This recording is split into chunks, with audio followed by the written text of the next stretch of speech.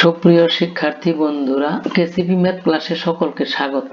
আশা করছি পরম করুণাময়ের কৃপায় সকলেই ভালো আছো। নবম ও দশম শ্রেণীর গণিতের প্রথম পর্বের আলোচনাটি শুরু করছি।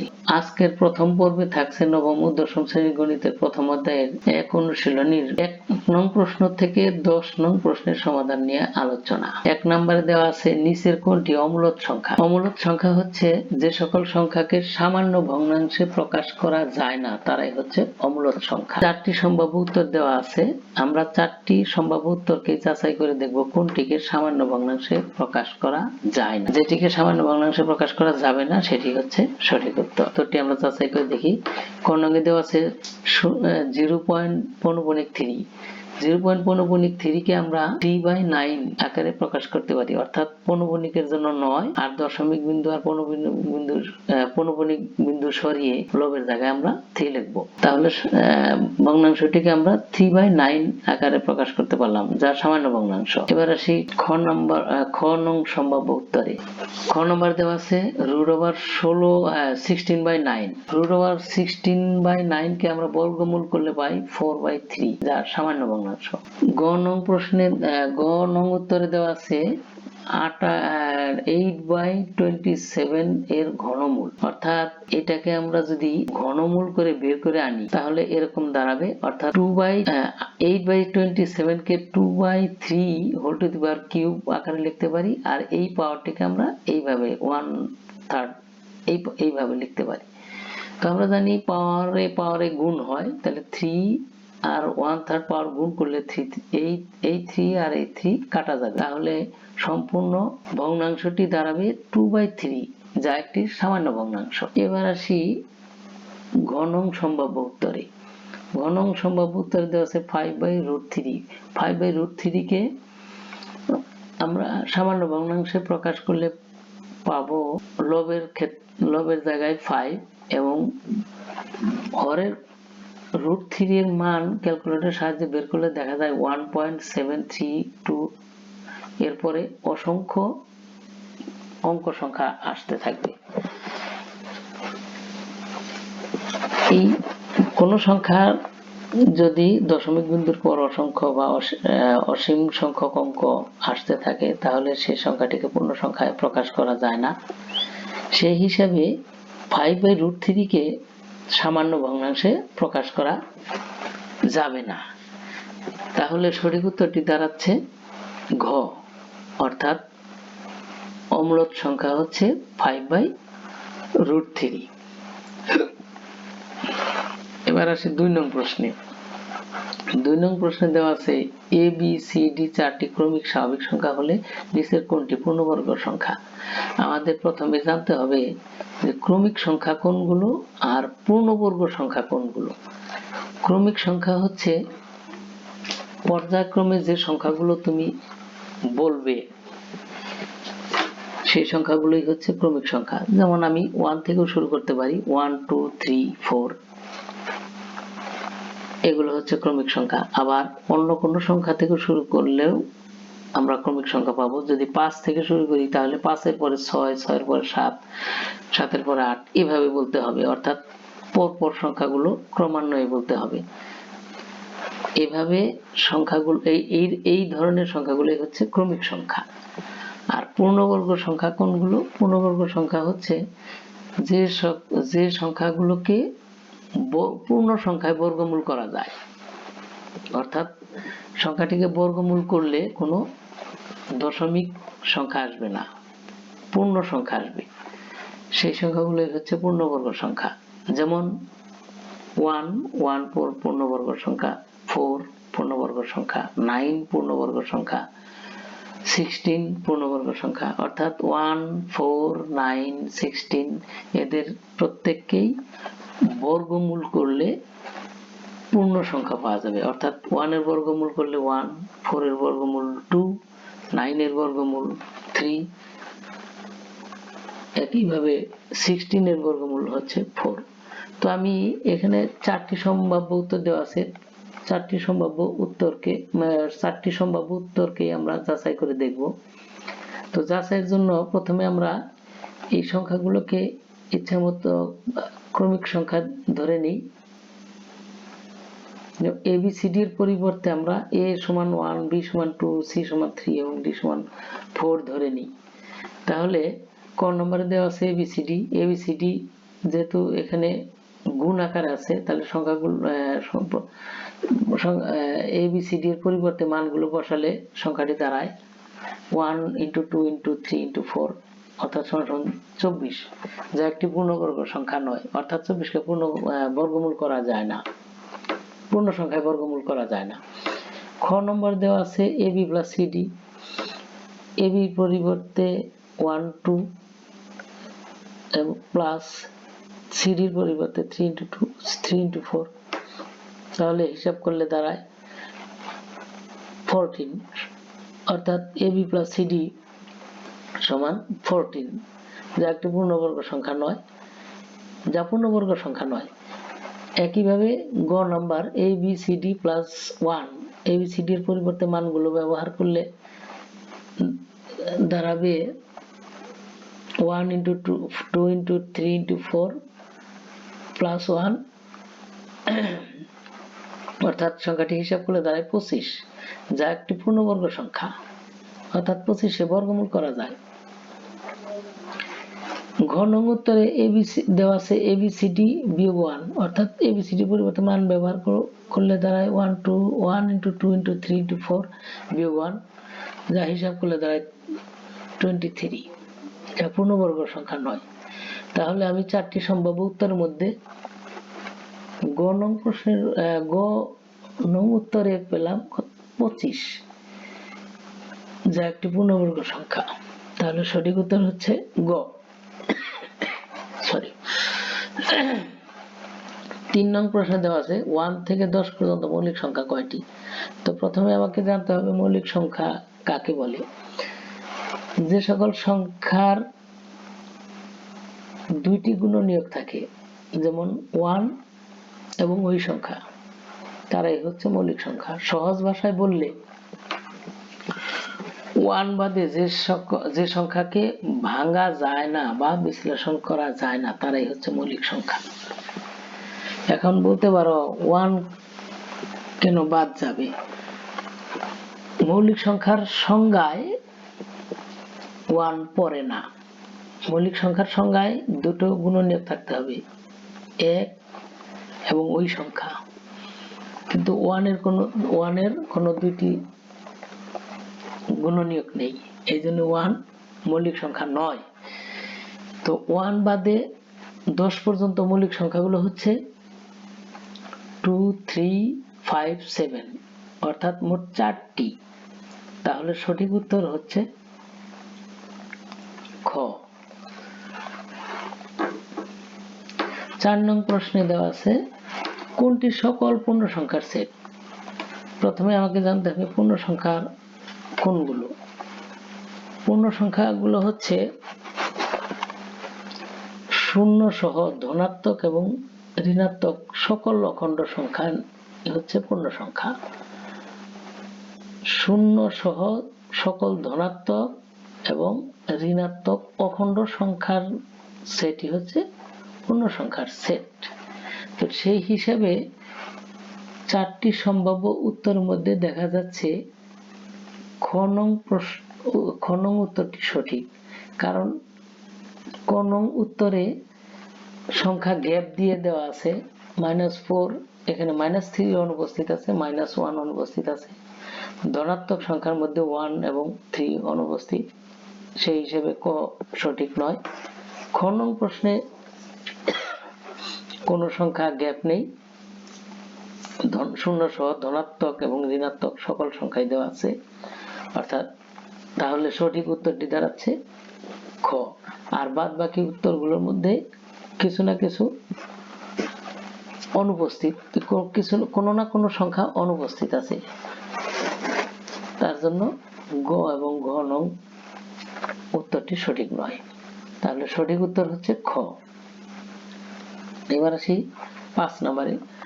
বাস্তব সংখ্যার ক্ষেত্রে রোমান নাম্বার 1 বিজোড় সংখ্যার বর্গ একটি বিজোড় সংখ্যা, রোমান নাম্বার 2 দুইটি জোড় সংখ্যার গুণফলের গুণিতক জোড় সংখ্যা, নাম্বার 3 পূর্ণবর্গ নয় এমন সংখ্যার বর্গমূল মূলদ সংখ্যা। তো আমরা এই তিনটি উদ্দীপককেই যাচাই করে দেখব কোনটি সঠিক। তো প্রথমে আমরা জেনে নিই বাস্তব সংখ্যা কোনগুলো, অর্থাৎ বাস্তবে যে সকল সংখ্যা পাওয়া যায় সবই হচ্ছে বাস্তব সংখ্যা, অর্থাৎ সকল স্বাভাবিক সংখ্যা, পূর্ণ সংখ্যা, মূলদ সংখ্যা এবং অমূলদ সংখ্যা সকল সংখ্যা মিলেই হচ্ছে বাস্তব সংখ্যা। তো রোমান নাম্বার 1 এ বলা আছে বিজোড় সংখ্যার বর্গ একটি বিজোড় সংখ্যা। তো প্রথমে আমরা জেনে নিই বিজোড় সংখ্যা কোনগুলো। বিজোড় সংখ্যা হচ্ছে 1, 3, 5 ইত্যাদি। তো এই সংখ্যাগুলোকে যদি বর্গ করি তাহলে কি দাঁড়ায়?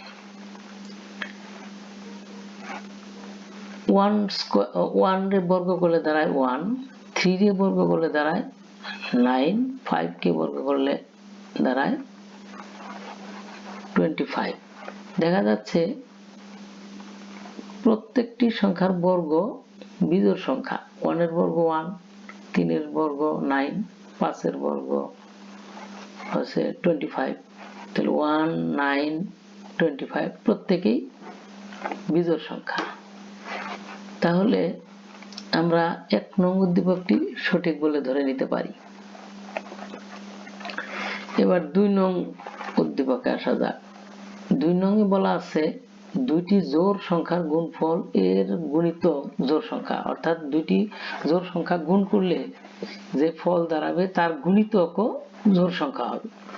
তো আমরা দেখি 2 নাম্বার, যদি আমরা দুটি জোড় সংখ্যা একটি 2 আর অপরটি 4 ধরে নিই, তাহলে 2 এবং 4 এর গুণফল দাঁড়ায় 8।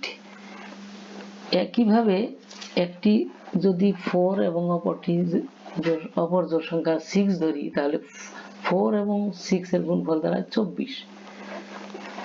তো প্রথম সংখ্যা দুটির গুণফল 8 এর গুণিতক গুলো হচ্ছে 8, 16, 24, যা প্রত্যেকেই জোড় সংখ্যা। একইভাবে এই 4 গুণন 6 এর গুণফল হচ্ছে 24 এর গুণিতক হচ্ছে 24, 48 এবং 72। তো এখানেও দেখা যাচ্ছে প্রত্যেকটি গুণিতক অর্থাৎ 24, 48, 72 প্রত্যেকেই জোড় সংখ্যা। তো আমরা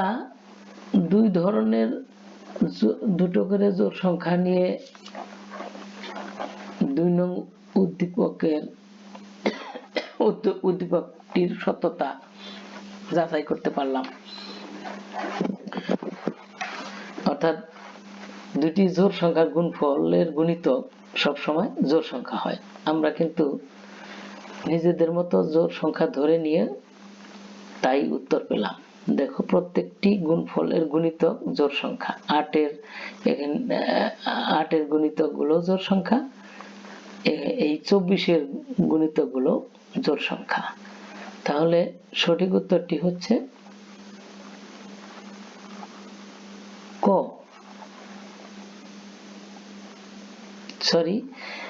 3 নম্বর উদ্দীপকটি আমরা যাচাই করে নিই। 3 নম্বরটি বলছে পূর্ণবর্গ নয় এমন সংখ্যার বর্গমূল মূলদ সংখ্যা।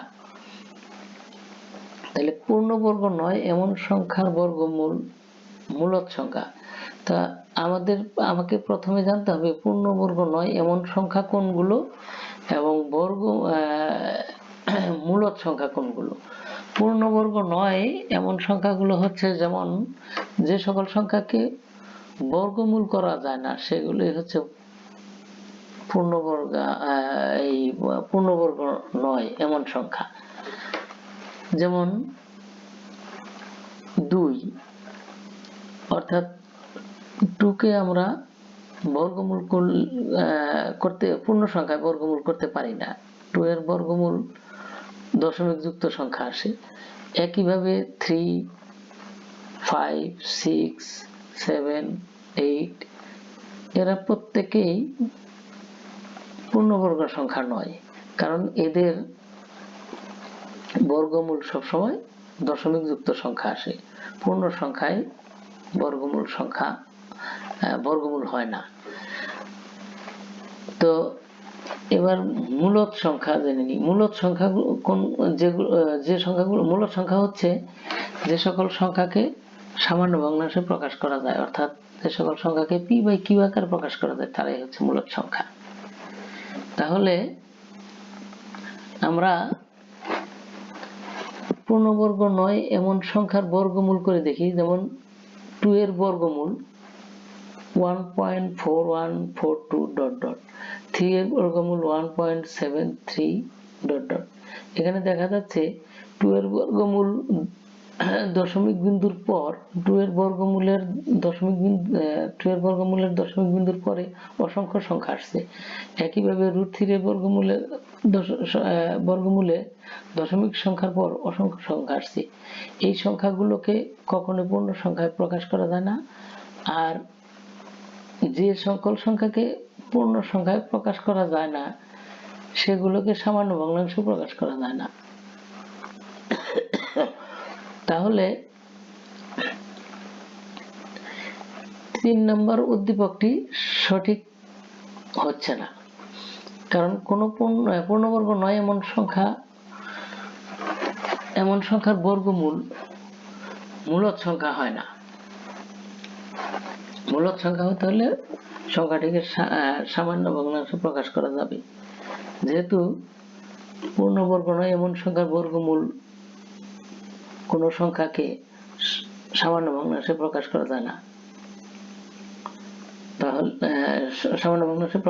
না, তাই 3 নম্বর উদ্দীপকটি সঠিক নয়।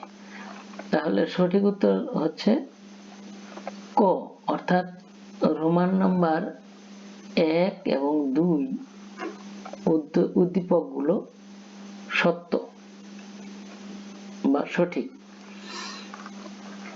এবার আসি 6 নং প্রশ্নে। 6 নং প্রশ্নে বলা আছে 3টি ক্রমিক স্বাভাবিক সংখ্যার গুণফল সর্বদাই নিচের কোন সংখ্যা দ্বারা বিভাজ্য হবে? তা 3টি ক্রমিক সংখ্যা, আমি 3টি ক্রমিক সংখ্যা যে কোনো সংখ্যায় ধরে নিতে পারি। আগেই বলেছি ক্রমিক সংখ্যাগুলো হচ্ছে পর্যায়ক্রমে যে সংখ্যাগুলো বলা হয় সেগুলো হচ্ছে ক্রমিক সংখ্যা। যেমন 1 2 3 4, অর্থাৎ পর্যায়ক্রমে যে কোনো সংখ্যা বলা হলে সেগুলো ক্রমিক সংখ্যা হবে। আমরা যে কোনো সংখ্যা থেকে শুরু করতে পারি। যদি 5 এর থেকে শুরু করি তাহলে 5 6 7 এভাবে বলতে হবে, কোনো সংখ্যা গ্যাপ দিয়ে বলা যাবে না। এরকম 3টি সংখ্যা ইচ্ছামতো সংখ্যা আমরা ধরে নিতে পারি। যেমন 3টি ক্রমিক সংখ্যা আমরা 1 2 3 ধরতে পারি। তাহলে এই সংখ্যাগুলোকে গুণ করলে দাঁড়ায় 6। আবার যদি 2 3 4 ধরি তাহলে এই সংখ্যাগুলোকে গুণ করলে দাঁড়ায় 24। একইভাবে যদি 3টি ক্রমিক সংখ্যা 3 4 5 হয় তাহলে এই 3টি সংখ্যাকে গুণ করলে পাই 60। এখানে দেখা যাচ্ছে 3টি গুণফল আমরা কি পেলাম? 6 24 এবং 60। এদের প্রত্যেকেই কিন্তু 6 দ্বারা বিভাজ্য। 6 কেও 6 দ্বারা ভাগ করা যায়, 24 কেও 6 দ্বারা ভাগ করা যায় এবং 60 কেও 6 দ্বারা ভাগ করা যায়। তাহলে আমার সঠিক উত্তর দাঁড়াচ্ছে খ।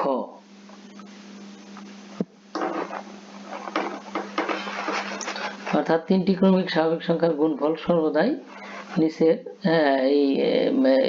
3টি ক্রমিক স্বাভাবিক সংখ্যার গুণফল সর্বদাই 6 দ্বারা বিভাজ্য হয়। 7 নং প্রশ্নে চলে আসি। 7 নং-এ বলা আছে a ও b দুটি ক্রমিক জোড় সংখ্যা হলে নিচের কোনটি বিজোড় সংখ্যা? তাহলে a এবং b দুটি ক্রমিক সংখ্যা, অর্থাৎ a ও b এর পরিবর্তে আমি যে কোনো দুটি ক্রমিক সংখ্যা ধরে নিতে পারি। ধরে নিয়ে আমি 4টি সম্ভাব্য উত্তরকে যাচাই করে দেখি। ক নং প্রশ্নে দেওয়া আছে a স্কয়ার। আমি যদি a এর পরিবর্তে 2 এবং b এর পরিবর্তে 4 ধরি, যেহেতু জোড় সংখ্যা বলা আছে, তাহলে ক নং উত্তরটি দাঁড়ায় a স্কয়ার সমান সমান 2 স্কয়ার সমান সমান 4। খ নং প্রশ্নে দেওয়া আছে b স্কয়ার, তো b স্কয়ারের পরিবর্তে আমরা অর্থাৎ b এর পরিবর্তে 4 বসালে b স্কয়ার সমান সমান 4 স্কয়ার সমান সমান 16। গ নম্বরে দেওয়া আছে a স্কয়ার প্লাস 1, তাহলে এর পরিবর্তে যদি 2 বসাই তাহলে সংখ্যাটি দাঁড়ায় 5, সংখ্যাটি হিসাব করলে দাঁড়ায় 5। গ নঙে দেওয়া আছে b স্কয়ার প্লাস 2, b এর পরিবর্তে আমরা 4 ব্যবহার করলে 4 স্কয়ার প্লাস 2, তাহলে সংখ্যাটি হিসাব করলে দাঁড়ায় 18। তাহলে দেখা যাচ্ছে যে গ বাদে প্রত্যেকই জোড় সংখ্যা, অর্থাৎ গ নং উত্তরে আমরা পেয়েছি 5, আর বাদ বাকি সবগুলো উত্তরই কিন্তু জোড় সংখ্যা। এখানে প্রশ্নে বলা আছে a ও b দুটি ক্রমিক জোড় সংখ্যা হলে নিচের কোনটি বিজোড় সংখ্যা, তাহলে সেই হিসেবে সঠিক উত্তরটি দাঁড়াচ্ছে গ, অর্থাৎ a স্কয়ার প্লাস 1 হচ্ছে বিজোড় সংখ্যা। তারপর আসি 8 নং প্রশ্নে। 8 নং প্রশ্নে বলা আছে a ও b দুটি পূর্ণ সংখ্যা হলে a square plus b square এর সাথে নিচের কোনটি যোগ করলে যোগফল একটি পূর্ণবর্গ সংখ্যা হবে। এই প্রশ্নের উত্তরটি কিন্তু অত্যন্ত সহজ,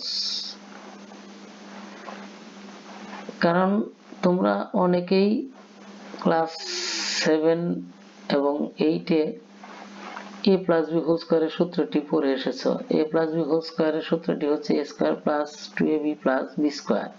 এখানে a square plus b square দেওয়া আছে, তার সাথে 2ab যোগ করলেই কিন্তু a প্লাস b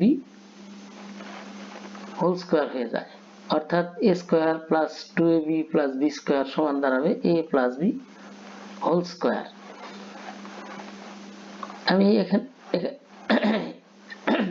আমি এখানে একটু ব্যাখ্যা দিয়েছি যে a স্কয়ার প্লাস b স্কয়ারের সাথে 2ab যোগ করলে যোগফলটি দাঁড়ায় a square plus b square plus 2ab সমান সমান হচ্ছে a plus b whole square, অর্থাৎ a plus b whole square হচ্ছে একটি পূর্ণবর্গ সংখ্যা।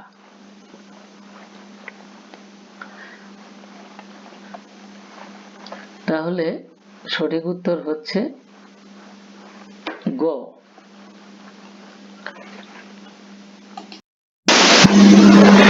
এবার চলে আসি 9 নং প্রশ্নে। 9 নং প্রশ্নে বলা আছে প্রমাণ করো যে প্রতিটি সংখ্যা অমূলদ। কতে বলা আছে √5, খতে বলা আছে √7, গতে বলা আছে √10। এদেরকে প্রমাণ করার আগে প্রথমেই আমাকে জেনে নিতে হবে মূলদ সংখ্যা কাকে বলে এবং অমূলদ সংখ্যা কাকে বলে। এই দুটো না জানলে এই সংখ্যা এদের প্রত্যেককে অমূলদ সংখ্যা হিসেবে প্রমাণ করা যাবে না। তো মূলদ সংখ্যা হচ্ছে যে সকল সংখ্যাকে সামান্য ভগ্নাংশে বা p/q আকারে প্রকাশ করা যায় তারাই হচ্ছে মূলদ, আর যে সকল সংখ্যাকে সামান্য ভগ্নাংশে বা p/q আকারে প্রকাশ করা যায় না তারাই হচ্ছে অমূলদ। তো প্রথমে কোন প্রশ্নের সমাধান করি। মনে করি √5 একটি মূলদ সংখ্যা, অর্থাৎ √5 কে আমরা প্রথমে মূলদ সংখ্যা হিসেবে ধরে নিই। তাহলে এমন দুইটি পরস্পর সহমূলক স্বাভাবিক সংখ্যা p, q is greater than 1 থাকবে যে √5 সমান সমান p/q। এখানে পরস্পর সহমূলক স্বাভাবিক সংখ্যার কথা বলা আছে, p ও q কে পরস্পর সহমূলক স্বাভাবিক সংখ্যা বলা হয়েছে যা 1 থেকে বড়। তো আমাকে চিনতে হবে পরস্পর সহমূলক সংখ্যা কোনগুলো। পরস্পর সহমূলক সংখ্যাগুলো হচ্ছে পরপর এমন দুইটি সংখ্যা যে দুইটি সংখ্যার মধ্যে 1 ছাড়া আর কোনো সাধারণ গুণনীয়ক থাকবে না। এমন সংখ্যা যেমন 3, 4 হতে পারে, 5, 9 হতে পারে, এরকম অসংখ্য সংখ্যাই হতে পারে যাদের মধ্যে 1 ছাড়া আর কোনো সাধারণ গুণনীয়ক থাকবে না। তাহলে আমরা এই সমীকরণটির উভয় পক্ষকে যদি বর্গ করি তাহলে পাবো 5 সমান সমান পি স্কয়ার বাই কিউ। এখানে সাইড নোটে উল্লেখ করা আছে বর্গ করে। আবার এই সমীকরণটির উভয় পক্ষকে কিউ দ্বারা গুণ করে আমরা পাই 5q সমান সমান পি স্কয়ার বাই কিউ। এখানেও সাইড নোটে উল্লেখ করা আছে উভয় পক্ষকে কিউ দ্বারা গুণ করে। তো স্পষ্টত 5q পূর্ণ সংখ্যা, এই 5q আমরা পূর্ণ সংখ্যা পাচ্ছি, কিন্তু পি স্কয়ার বাই কিউ পূর্ণ সংখ্যা, পি স্কয়ার বাই কিউ পূর্ণ সংখ্যা নয়। এখন তোমরা প্রশ্ন করতে পারো আমরা কিভাবে বুঝবো 5q পূর্ণ সংখ্যা এবং পি স্কয়ার বাই কিউ পূর্ণ সংখ্যা নয়? আমরা পি ও কিউ এর পরিবর্তে পরস্পর সহমৌলিক স্বাভাবিক সংখ্যা যে কোনো দুটি সংখ্যা ধরে নিতে পারি। সে সংখ্যা দুটি যেন অবশ্যই পরস্পর সহমৌলিক স্বাভাবিক সংখ্যা হয় এবং 1 থেকে বড় হয়। আমরা পি এর পরিবর্তে যদি 2, কিউ এর পরিবর্তে যদি 3 ব্যবহার করি তাহলে কিন্তু এই কথাটির সত্যতা আমরা প্রমাণ করতে পারবো। পি এর পরিবর্তে যদি আমরা 2 এবং কিউ এর পরিবর্তে 3 ব্যবহার করি তাহলে 5q দ্বারাই, অর্থাৎ কিউ যদি 3 হয় তাহলে 5q হচ্ছে, হিসাব করলে দাঁড়ায় 15, অর্থাৎ 5 গুণন 3, 5 কে 3 দ্বারা গুণ করলে হয় 15 একটি পূর্ণ সংখ্যা। কিন্তু P square by Q, P এর পরিবর্তে 2 এর কথা বলা আছে, তাহলে 2 স্কয়ার মানে 4, আর কিউ এর পরিবর্তে যেহেতু 3 বলেছি তাহলে কিউ, অর্থাৎ এখানে হরের জায়গায় হচ্ছে 3, তাহলে লব হচ্ছে পি স্কয়ার মানেই 4 আর হর হচ্ছে কিউ মানে 3, অর্থাৎ 4/3।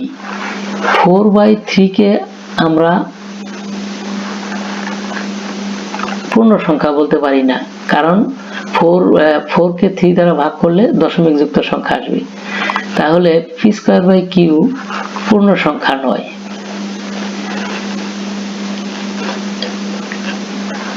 তাহলে আমরা কিন্তু স্পষ্ট প্রমাণ পেলাম 5q একটি পূর্ণ সংখ্যা এবং পি স্কয়ার বাই কিউ পূর্ণ সংখ্যা নয়।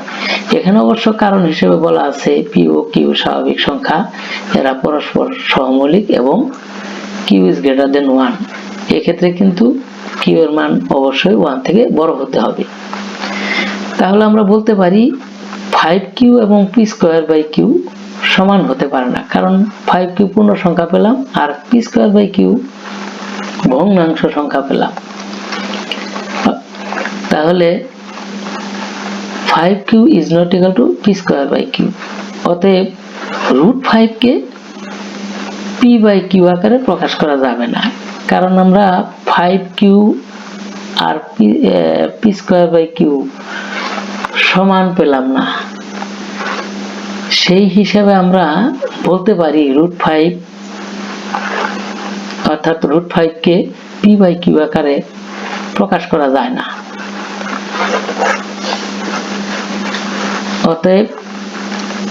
অর্থাৎ √5 is not equal to p by q। অতএব √5 একটি অমূলক সংখ্যা, প্রমাণিত। যেহেতু আমরা √5 কে p by q আকারে প্রকাশ করতে পারলাম না, তাই আমরা বলতে পারি √5 একটি অমূলক সংখ্যা। আমি প্রথমেই বলেছি যে সকল সংখ্যাকে p by q আকারে বা সামান্য ভগ্নাংশে প্রকাশ করা যায় তারই শুধু অমূলক সংখ্যা। আমরা কিন্তু √5 কে p by q আকারে প্রকাশ করতে পারলাম না, তাহলে আমরা বলতে পারি √5 একটি অমূলক সংখ্যা। তো এবার চলে আসি খ নং প্রশ্নে। খ নং প্রশ্নে প্রমাণ করতে হবে √7 একটি অমূলক সংখ্যা।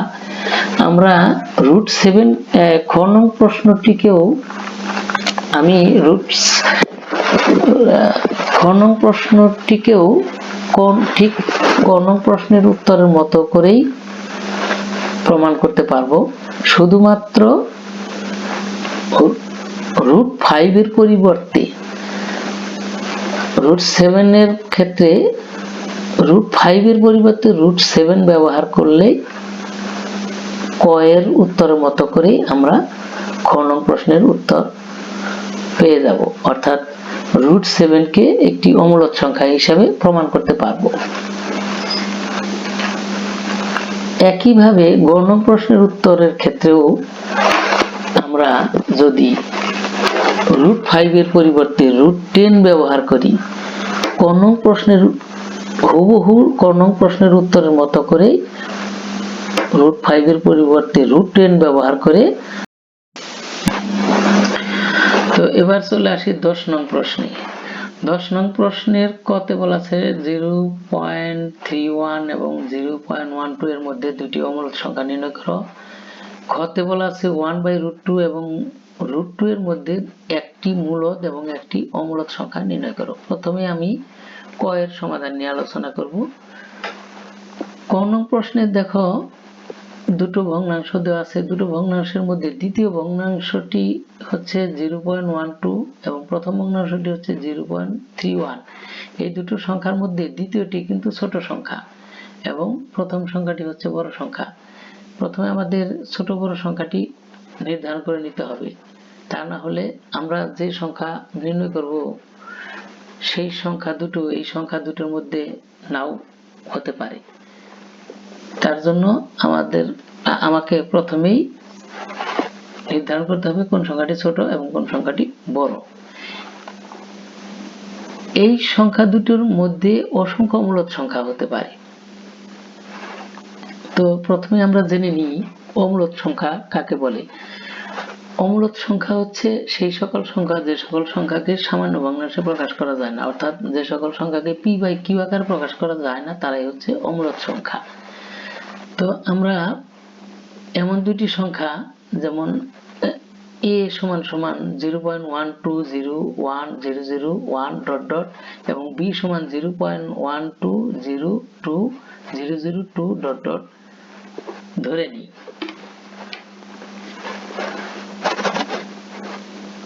এখানে স্পষ্টত আমরা বলতে পারি a ও b উভয়ই বাস্তব সংখ্যা এবং উভয়ই 0.12 অপেক্ষা বড় এবং 0.31 অপেক্ষা ছোট। একটু খেয়াল করে দেখো এই দুটো সংখ্যাই কিন্তু এই দুটো সংখ্যার মধ্যে অবস্থান করছে।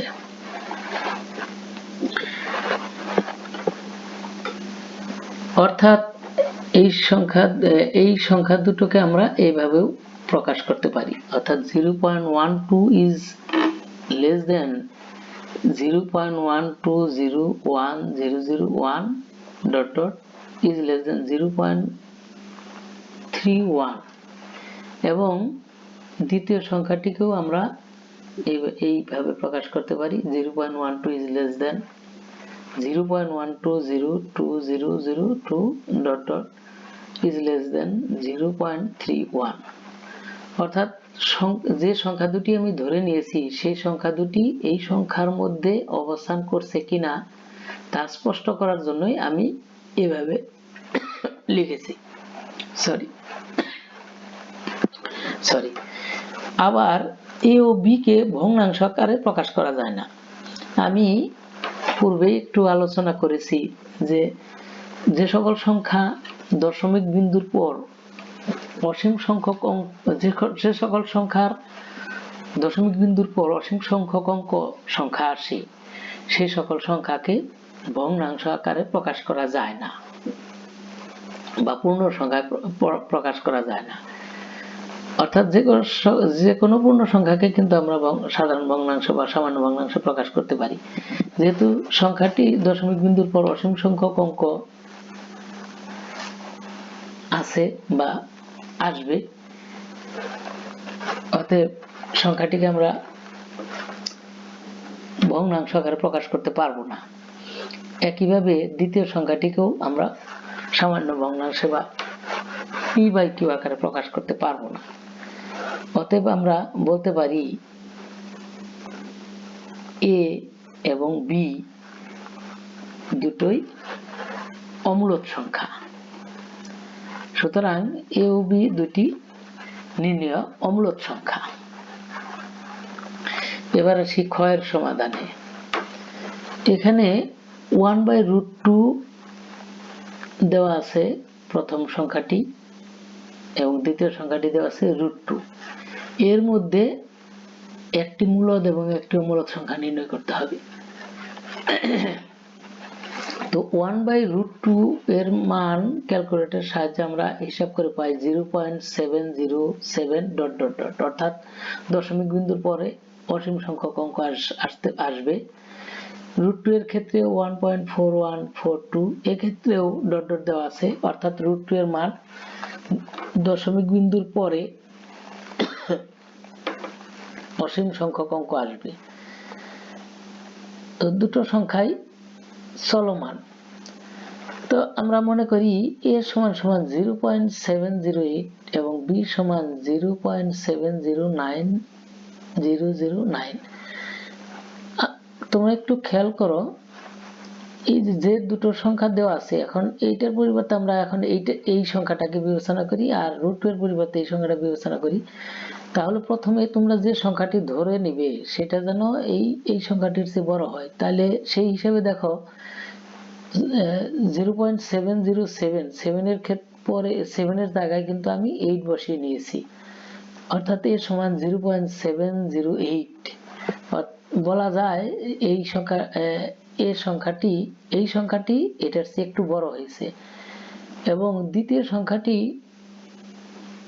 অর্থাৎ b = 0.709009. অর্থাৎ এই a সংখ্যার 8 এর স্থলে আমি 9 ব্যবহার করেছি। এখান থেকে বলা যায় b সংখ্যাটি a সংখ্যাটির চেয়ে বড় এবং b সংখ্যাটির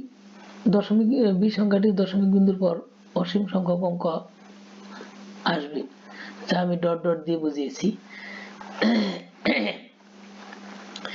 এখান থেকে আমরা স্পষ্টত বলতে পারি a ও b উভয়ই বাস্তব সংখ্যা এবং উভয়ই 1/√2 অপেক্ষা বড় এবং √2 অপেক্ষা ছোট। একটু খেয়াল করে দেখো,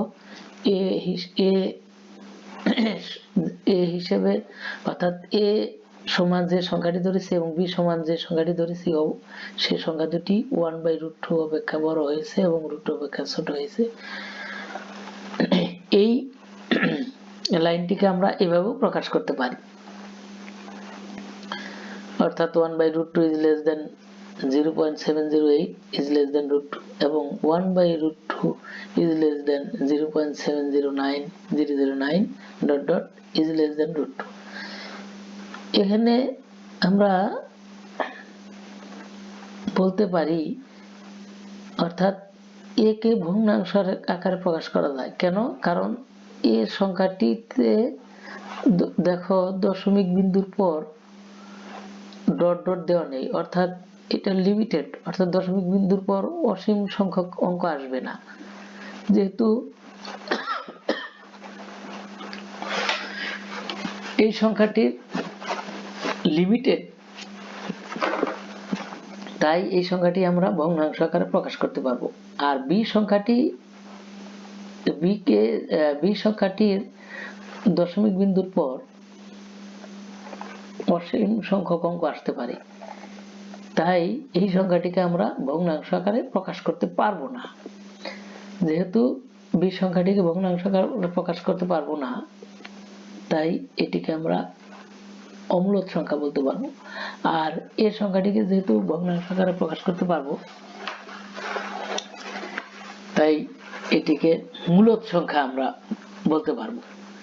এখানে দেখো আমি বলেছি a কে ভগ্নাংশ আকারে প্রকাশ করা যায়, কিন্তু b কে ভগ্নাংশ আকারে প্রকাশ করা যায় না। সুতরাং a একটি নির্ণেয় মূলদ সংখ্যা এবং b একটি নির্ণেয় অমূলদ সংখ্যা।